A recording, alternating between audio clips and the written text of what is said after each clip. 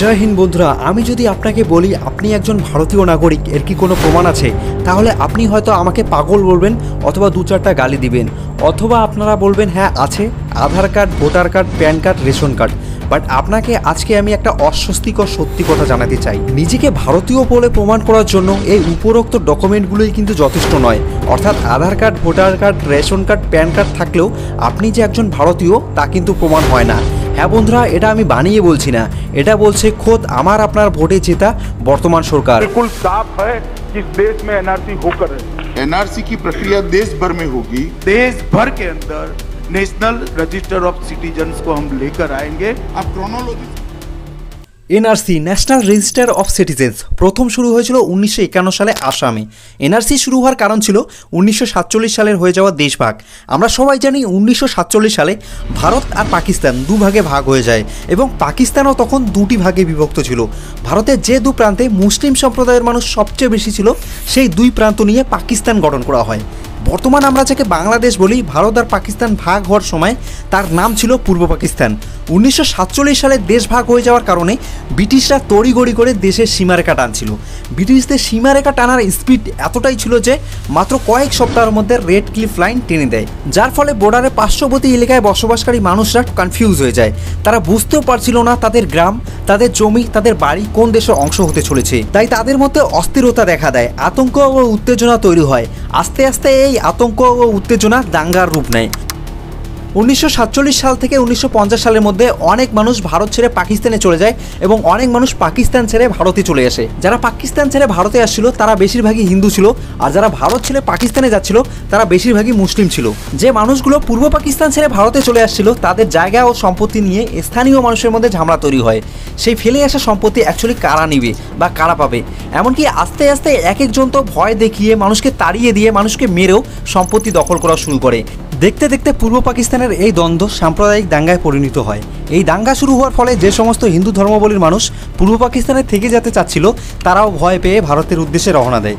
ভারতের যে সমস্ত রাজ্য পূর্ব পাকিস্তানের সাথে বর্ডার শেয়ার করেছে সেই রাজ্যগুলির ভিতরে এরা এসে প্রবেশ করা শুরু করে, আর সব থেকে বেশি মানুষ চলে আসে আসামে। তাই আসামের মানুষও ভয় পেয়ে যায়। 1950 সালের মধ্যে আসামে এত মানুষ প্রবেশ করে যে আসামের প্রকৃত নাগরিকরাই ভয় পেতে শুরু করে।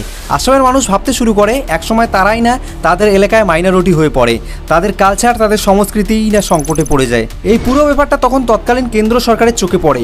সরকার ডিসাইড করে যারা আমাদের দেশের প্রকৃত নাগরিক তাদের চিহ্নিত করা খুবই প্রয়োজন। তাই 1951 সালে জনগণনা শেষ হওয়ার পর ভারত সরকার শুধুমাত্র আসামের জন্য নাগরিকত্বের তালিকা বানানো শুরু করে। যে তালিকায় কেবলমাত্র যারা প্রকৃত ভারতীয় নাগরিক তাদের নামই রাখা হয়, কিন্তু সেই তালিকা কেবলমাত্র সরকার রেকর্ড করে রাখে। অর্থাৎ সেই তালিকা সাধারণ মানুষের সামনে প্রকাশই করে না, আর কেউ জানতেও পারে না কে অ্যাকচুয়ালি প্রকৃত নাগরিক আর কে বহিরাগত। এখন হয়তো আপনি ভাবছেন এই তালিকা তখনই কেন সাধারণ মানুষের সামনে তুলে ধরা হয়নি? তখনও অনেক মানুষ ছিল যারা এনআরসির বিরোধিতা করছিল এবং অনেক মানুষ ছিল যারা সমর্থন করছিল। আরও একটি কারণ ছিল বন্ধুরা, তখন দেশের পরিস্থিতি একটু খারাপ ছিল, তার কারণে সরকার এনআরসির লিস্ট প্রকাশ করেনি। এর ফলে যারা এনআরসির বিরোধিতা করছিল তারাও খুশি হয়, আর যারা এনআরসির পক্ষে ছিল তারাও খুশি হয়, কারণ এনআরসি করেও সরকার রেকর্ড নিজের হাতেই রেখেছিল। বন্ধুরা, এনআরসি নিয়ে তখনও পলিটিক্স খেলা হয়েছে আর বর্তমানেও হচ্ছে। 1951 সালের এনআরসি হওয়ার পরেও বহু মানুষ আস্তে আস্তে ভারতে ঢুকছিলই। আর এরপরেই আরও একটা ভয়ানক ঐতিহাসিক বছর চলে আসে 1971 সাল, যে বছর পূর্ব পাকিস্তানে শুরু হয় মুক্তিযুদ্ধ, যার ফলে বহু মানুষ পাকিস্তান ছেড়ে অর্থাৎ পূর্ব পাকিস্তান ছেড়ে ভারতে চলে আসে। বন্ধুরা, এখন হয়তো আপনি ভাবছেন কিভাবে ভারতে তারা প্রবেশ করছিল। ভারতে তখন অনায়াসে ঢুকতে পারছিল, এর কারণ হচ্ছে তখন ভারত আর বাংলাদেশের মধ্যে অনেক জায়গায় বর্ডারই দেওয়া হয়নি, তাই খুব ইজিলি মানুষ ভারতে প্রবেশ করতে পারছিল। বন্ধুরা, মুক্তিযুদ্ধ শেষ হওয়ার পর অনেক মানুষ আবার বাংলাদেশে ফিরেও যায়, বাট অনেকেই ভারতে থেকে যায়। এরপরে তারা সেখানেই কাজ পেয়ে যায়, জমি কিনে, এমনকি ভোটার লিস্টেও তাদের নাম উঠিয়ে ফেলে। এসব দেখে আসামের লোকজন আরও ক্ষেপে ওঠে। 1958 সালে আসামের একটি আসনের নাম ছিল মঙ্গলদৈ, সেখানে নির্বাচন হয়। সেই নির্বাচনের ভোটার তালিকায় হাজার বিদেশি ভোট ধরা পড়ে। এই নির্বাচনে স্পষ্ট হয়ে যায় অনুপ্রবেশকারীরা শুধু বসতি করেই থামেনি, বরং তারা সরাসরি নির্বাচনেও ঢুকে পড়েছে। এরকমটা আসামে দেখার পর আসামের ছাত্র সংগঠন, অল আসাম স্টুডেন্ট ইউনিয়ন এবং আরও কয়েকটি সংগঠন একত্রিত হয়ে বিশাল আন্দোলন শুরু করে। তারা দাবি তুলে 25শে মার্চ 1971 সালের পর যারা বাংলাদেশ থেকে ভারতে প্রবেশ করেছে অর্থাৎ আসামে এসেছে তাদের কোনোভাবেই নাগরিকত্ব দেওয়া হবে না। 6 বছর ধরে আসামের এই আন্দোলন চলে এবং ধীরে ধীরে এই আন্দোলন হিংসার রূপ নেয় এবং অসংখ্য প্রাণহানিও হয়। আন্দোলনে শুধুমাত্র একটাই স্লোগান ছিল, বহিরাগতদের বের করে দাও। দীর্ঘদিন এই আন্দোলন চলার পর 1985 সালে ভারত সরকার ও আসামের আন্দোলনকারীদের নেতাদের মধ্যে এক চুক্তি হয়, যাকে আসাম চুক্তি বলা হয়। এই চুক্তিতে ভারত সরকার মেনে নেয় 25শে মার্চ 1971 সালের আগে যারা ভারতে প্রবেশ করেছে তাদের ভারতীয় বলে মানা হবে। এরপর যারা এসেছে অর্থাৎ 25শে মার্চ 1971 সালের পর তাদের অনুপ্রবেশকারী বলে ধরা হবে। বন্ধুরা, এই চুক্তির পর আসাম একটু শান্ত হলেও বাস্তবে আসামের সমস্যার সমাধান হয়নি, সমস্যা থেকেই গেছে। ভোটার তালিকায় তখনও প্রচুর অনুপ্রবেশকারীর নাম ছিল। আন্দোলনের পরেও অনুপ্রবেশ থামেনি, অনুপ্রবেশ চলছিলই। এই সমস্যাকে কেন্দ্র করে অনেক পলিটিক্স পার্টি আসামে ক্ষমতায় এসেছে, আবার চলেও যায়। বাট এই সমস্যা কেউ সমাধান করতে পারে না বা করেনি। অ্যাকচুয়ালি এটা বললে ভুল হবে যে এই সমস্যার সমাধান কেউ করতে পারেনি। বন্ধুরা, এই সমস্যার সমাধান কেউ করতে চায় না, কারণ তাদের পলিটিক্যালি অনেক ফায়দা আছে যদি এনআরসি থাকে। 2009 সালে এপিডব্লিউ অর্থাৎ আসাম পাবলিক ওয়ার্কস নামে একটি এনজিও সুপ্রিম কোর্টে রিট পিটিশন দায়ের করে। তাদের অভিযোগ ছিল আসামের ভোটার তালিকায় প্রায় 41 লক্ষ অবৈধ নাগরিকের নাম রয়েছে।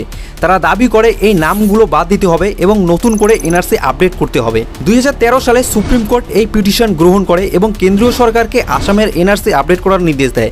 আদালত জানায় এই গোটা কাজটা সরাসরি সুপ্রিম কোর্টের নজরদারিতে থাকবে। এরপর শুরু হয় এনআরসি আপডেট করার কাজ। 2015 সালে আনুষ্ঠানিকভাবে নাগরিকত্বের আবেদন গ্রহণ করা শুরু হয়। নাগরিকত্বের প্রমাণের জন্য তখন 15 ধরনের ডকুমেন্ট দেখা হচ্ছিল। যারা নাগরিকত্বের জন্য আবেদন করছিল তাদের দেখাতে হয়েছিল তারা বা তাদের পূর্বপুরুষেরা 24শে মার্চ 1971 সালের আগে আসামে বসবাস করতেন। 2017 সালের 31শে ডিসেম্বর প্রথম এনআরসির লিস্ট প্রকাশ করা হয়, যেখানে টোটাল আবেদনকারীর সংখ্যা ছিল 3,29,00,000। তার মধ্যে মাত্র 1,29,00,000 মানুষের নাম নাগরিকত্বের তালিকায় অন্তর্ভুক্ত করা হয়েছিল। বাকিগুলো তখনও যাচাইয়ের প্রক্রিয়ায় রাখা হয়েছিল। 2018 সালের 30শে জুলাই দ্বিতীয়বার আর একটি তালিকা প্রকাশ করা হয়, যেখানে 40 লক্ষ মানুষের নাম বাদ পড়ে যায় নাগরিকত্বের তালিকা থেকে। এই তালিকা নিয়ে তখন আবার তর্ক বিতর্ক সমালোচনা শুরু হয়। সুপ্রিম কোর্ট তখনই স্পষ্ট করে দেয় এটি কেবল খসড়া তালিকা, এর ভিত্তিতে কাউকে অবৈধ বলে ঘোষণা করা যাবে না। অবশেষে 2019 সালের 31শে আগস্ট প্রকাশ করা হয় চূড়ান্ত এনআরসি তালিকা, যেখানে আবেদনকারীদের মধ্যে 19 লক্ষ মানুষের নাম বাদ পড়ে, মানে আসামের মোট জনসংখ্যার 6%। কিন্তু বন্ধুরা, এখানেও বিতর্ক থামে না। এপিডব্লিউ অর্থাৎ আসাম পাবলিক ওয়ার্কস এই তালিকার উপরেও আঙ্গুল তুলে। তারা বলে এখনও অসংখ্য অবৈধ নাগরিকের নাম এই তালিকায় ঢুকে আছে।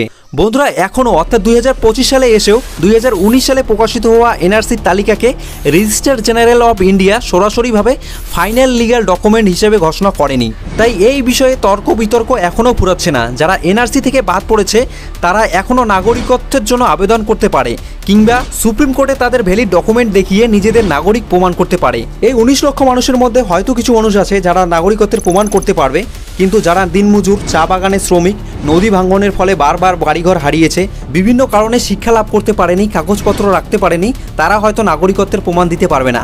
এর মধ্যে যে শুধু অবৈধ নাগরিকই থাকবে তা কিন্তু মোটেও নয়। হয়তো অনেকেই আছে যারা প্রকৃত ভারতীয় নাগরিক, কিন্তু দরিদ্রতার কারণে তারা কাগজপত্র রাখতে পারেনি, পড়াশোনা করতে পারেনি, তারাও প্রমাণ করতে পারবে না যে তারা অ্যাকচুয়ালি ভারতীয়। এখন যেহেতু সরকার বলছে যে গোটা দেশে এনআরসি হবে, बिल्कुल साफ है कि देश में एनआरसी होकर एनआरसी की प्रक्रिया देश भर में हो। তাই গোটা দেশের গরিব মানুষকে প্রত্যেকবারের ন্যায় এবারও অগ্নি পরীক্ষা দিতে হবে। কারণ সরকার এটা বুঝতেই চায় না যে এটা সেই বছরের কথা বলা হচ্ছে যে বছর হয়তো কোনো মানুষ হাসপাতাল দেখেইনি, তাহলে তারা তাদের জন্মের প্রমাণপত্র কোথা থেকে দেবে। বন্ধুরা, এনআরসি করে দেশের কোনো লাভ হচ্ছে না ঠিকই, কিন্তু মানুষকে একে অপরের থেকে বিভক্ত করা ঠিকই হচ্ছে। প্লাস বিভিন্ন রাজনৈতিক দল এর থেকে অনেক ফায়দা লুটছে, কারণ এনআরসি থাকলে সাধারণ মানুষের যে আসল প্রবলেমগুলি আছে সে প্রবলেম নিয়ে কেউ কথাই বলবে না, সবাই শুধু এনআরসি নিয়েই কথা বলবে। তাই সরকার আসল সমস্যাগুলিকে ঢেকে রাখার জন্য এই এনআরসিকে হাতিয়ার হিসেবে ব্যবহার করছে।